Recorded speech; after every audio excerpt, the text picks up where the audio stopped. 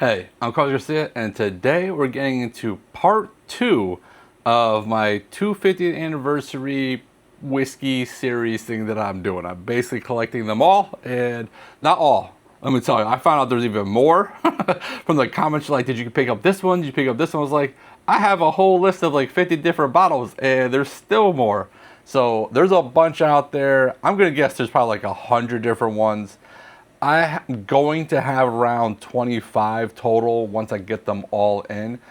Bottles are still hitting my door every single day, but I have enough for this whole week. And then, someone asked in the comments if any of these are fresh crack reviews. And you guys know I try not to do any fresh crack reviews except for when I do my 24, Whiskey Cigar Club recap videos. Those are usually fresh crack reviews because they're my fresh crack guinea pigs. But for this, even if it's a brand new bottle, I don't have one around me right now, but what I usually do is if I know I'm going to review this bottle soon, like all the bottles in the next couple of videos that are coming to the door, I immediately put it right into a 2-ounce sample because I do the giveaways. So, I gotta put it in a 2-ounce sample bottle anyways, eventually. So I just do it right away, open up the bottle to put in the thing so it gets a little bit more air. So that's how I try not to do fresh cracks. Now, sometimes I try them too. Sometimes I haven't. So some of these I haven't tried at all. And I think at least 1 or 2 or 3, 4 of the bottles today might be bottles I haven't tried yet. So we'll see. It's about a good mix of bottles I've tried and not tried at this point remaining. So let's do a giveaway. All right, and this is for the Jack Daniel's 14 video, which is this year's Jack Daniel's, last year's Jack Daniel's 14, this year's 12 and 10, plus a shelfer, and the winner is Griffin1549. The email description, congratulations, hopefully you're watching this, and send me an email. All right, so I'll continue to do what I did in the part 1 of this series is, put as much information on the screen for you guys. And when I was editing the first one and I was looking up, I went to every website of those bottles, like the Knob Creek and everything. Some websites didn't even have those bottles on it. So I had to use basically AI to just kind of put like a summary of the bottles. I was very confused about how some websites have no information about their own products. I don't know. Makes no sense to me. But let's go into today's lineup. I am excited about today's lineup just because, I know the remaining bottles. There's about 10 over there. And I'm guessing we're going to have some good ones today. Probably better than part 1. Let's get a nose on A. All right, good nose on A. Not very complex, but very strong red apple, red fruit, and sweet. A lot of good red apple there. I just had a red apple last night at work. So all over that note, apparently. Okay, let's go to B. All right, now my favorite nose on B. Astringent oak and a dusty peanut. I crossed out nutty peanut to get the dusty peanut. It's not my favorite peanutty note. And the astringent oak note, I almost wrote papaya. And it's funny because my wife just talked about papayas like 10 minutes ago. I don't like papayas because they smell like throw up. Or they taste like throw up, I guess. Almost to that point. And I feel like I said that note like a week or 2 ago. Not my favorite note on nose on B. Let's go C. I do like the nose on C though. Right away, it was much, much richer than B. That's not saying a lot. B wasn't that good. But oak, nutty, there was a little bit of a minerally note. Not in a bad way, but a little bit there. But it was a nice, rich, nutty, oaky note. I liked it. Overall, it was really good. Let's go to D. Wow, that is different. It reminds me of a cereal. I'm not writing any notes right now. I'm literally talking through this nose because it's very confusing. It reminds me of cereal that I can't think of. Like honeycombs? Man, this is a crazy nose. I just wrote pistachios. I'm thinking if I wrote honeycombs or pistachios. All right, so D, honeycomb, cereal, pistachios, woody. It is one of the most unique noses I've ever experienced in my life. That was crazy. And not in a bad way at all. Now, maybe you don't like those notes or whatever, but it was so unique. Oh man, that nose just blew my mind. I'm not even gonna lie to you. All right, let's go to A on the palate. All right, first sip of the day. But a lot of those nose notes transferred to the palate and finish. A red apple, sweet oak, vanilla, red fruit, caramel. On the finish, caramel, red apple, sweet oak. So a lot of that red apple, sweetness, oak. Very tasty, I will say that. Let's go with second sip. All right, on the palate, on the second sip, some dark sweetness to balance out all those like more bright flavors. So that's nice. Nothing new on the finish. Let's just go third sip. Nothing new on the third sip. I basically got everything on the first sip. Everything's really good. Do enjoy that a lot. Immediately becomes my favorite 250th bottle out of the 5 we've tried total. So that's good. I was more excited about today's lineup, just kind of predicting what could possibly be in here. So, and I wasn't the biggest fan of the part 1. So immediately something really good. Let's go to B, which nose was not that good. All right, I'm gonna have to give that a second sip. I did not like that first sip at all, really. All I wrote was bad wood ? I couldn't get past this nasty wood note. There's some nuttiness there on the finish, some cleaning product note on the finish. Oh man, why? Why is it happening? Second sip. More of the same on the second sip. I do not like this. It's some bad wood note, some sourness.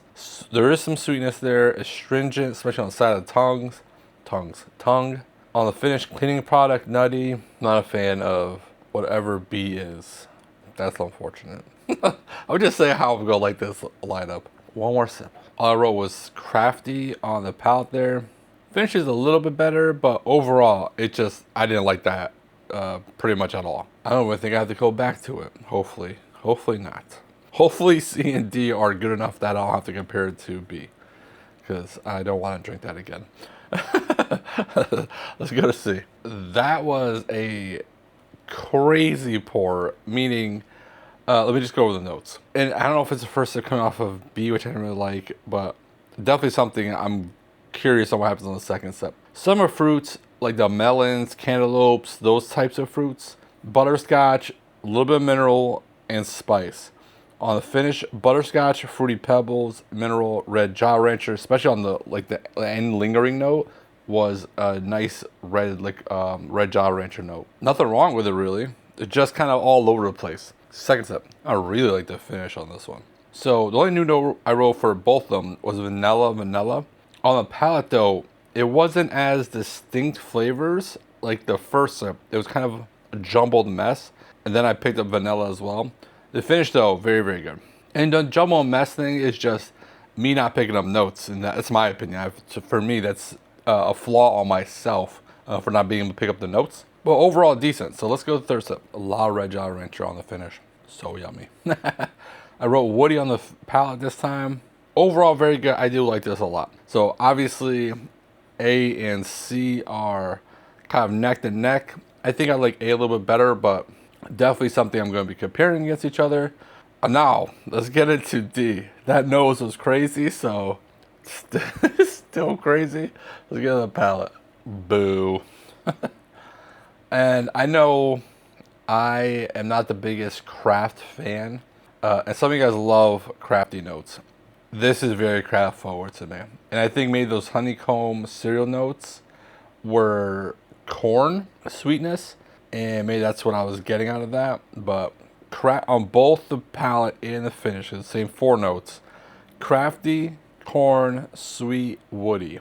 Right away, I took that sip and it was crafty immediately. So I'll try and fight through that crafty note to see if I can find any other notes. It is sweet, it's corn forward. It's not bad though. It's not a lot of the cardboardy notes that crafty brings a lot of, but there's some there, but it's grain forward. And there are some craft distilleries in the mix, so there's actually, I think, a few. So we'll see which one this one is. But I was expecting a little bit more craziness based off the nose. But let's go second sip. Yeah, unfortunately, it's basically the same stuff. It's craft forward. The problem is, we're going through this series. Everyone's putting 250th stickers and stuff and labels on their bottles. And then part of what I'm doing this is kind of see are they putting good effort into these 250th releases, or are they just putting 250th on a bottle that they're already selling anyways, like some other bottles are 100% doing. Like I'm pretty sure the Knob Creek 9 was one of them from last video. I think Maker's Mark didn't change anything besides the sticker or the wax, really. Some people are actually putting some effort into it and making a actual blend for it and stuff like that, or a single barrel process. D just reminds me of a lot of different craft distilleries. If I go into a small craft distillery, this is what I'm expecting to drink there. So one more sip. It's very sweet corn forward. Not bad. I wouldn't say it's bad. It's just too much of those notes. All right. That's that. Man, there's some good ones and some okay ones. Nah, this one's not that good.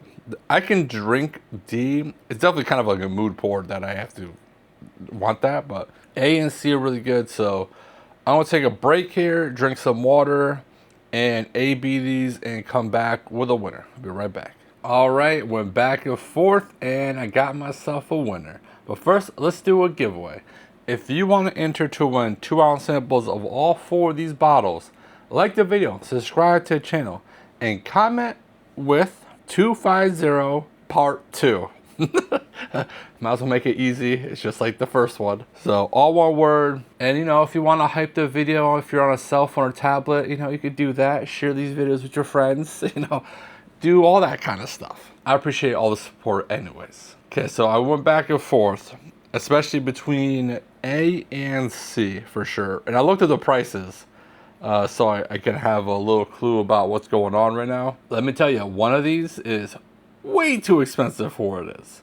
So let's go into last place. The last place is the Copper & Cask, and I do have another Copper & Cask on the table. It's a rye. This is a double oaked bourbon, 9 years MGP, 17 barrel blends, and you know, it's a cool little picture on the back. I did not like it that much though, which is unfortunate because I'm pretty sure I like this one better than the rye, and this one did very bad for me today. I scored a 2.7, and that's around 75 bucks. So actually the cheapest on the table, but it's not worth even that. So let's go into third place, the most expensive bottle on the table. This Wood Hat All American is $155. That's insane. Plus shipping, because, you know, I had to pay shipping on this. Yeah, I cannot recommend this. Age of minimum of 2 years on the back. Now it has on the side here, the maturation and composition. And if you see that, you know, it's 3 years is 30%. I think that's where a lot of the crafty notes is, but even 4 years at 5, 5 years at 25. Now 6, 7, 8, you're getting to a little bit better, but that's only 30% of the blend. I think that 30% of the 3 years is where a lot of that craftiness comes from. You know, a cool label. You know, they're obviously trying to do something with the blend here. Just too crafty for me. If you guys had this, please let me know what your thoughts on that. Because for $155, someone out there thinks this is a special bottle. I cannot recommend that at all. Like, it tastes like a regular crafty bourbon to me that you can get at any distillery. So I'm sorry. Then it came between McBrayer and the Barrell 38, and the winner is the McBrayer with a 3.8, and this is special edition. Let's see, small batch barrel strength, 105 proof. That's pretty much all it says on the front, but obviously by now you guys probably read something that I put on the screen for you guys. Whatever I find online for you guys, for any of these bottles, I'm putting on the screen for you guys so you can read if you guys don't know how to Google. This is one of the ones I've actually got into before. Obviously, these two I've tried before in Whiskey Cigar Clubs. This is the first time having the Barrell 38 and the Wood Hat, so I had no prior experience with this. These are two of the bottles I put into 2-ounce sample bottles, so there'd be some air in it. But the Barrell 38, decent. And for, oh, I didn't say the price. The McBrayer was $100, so it is not that cheap. None of these were all that cheap anyways. The Barrell was $85 for the 38 here. And this says it's a blend of straight bourbon whiskeys, Kentucky 12-year, Indiana 9 and 10 year, Tennessee 12 and 15 year, Maryland, 8 years. This one I said mineral a lot. Not a lot of mineral, but I wrote mineral. It is. I wonder if that's from the Tennessee. I bet you that's Dickel in there. Don't know that for sure, but I'm going to assume it's Dickel. The Derived Mash Bill is 79% corn, 17% rye, and 4% malted barley. Well, there you go. And I scored that a 3.6. So close. 3.8, 3.6. Both of them good. I would probably put both of them into my final video unless other good bottles emerge. But these two are leading the first two videos in this series. This is a cool little series. I like that a lot of people put out something that I can compare against each other. But I think some people put a little bit more effort into it than others. That's what I'm starting to find out real quick. As always, let me tell me in the comments if you've had any of these and your thoughts. Don't look stupid. And if you do, don't get caught. Bye.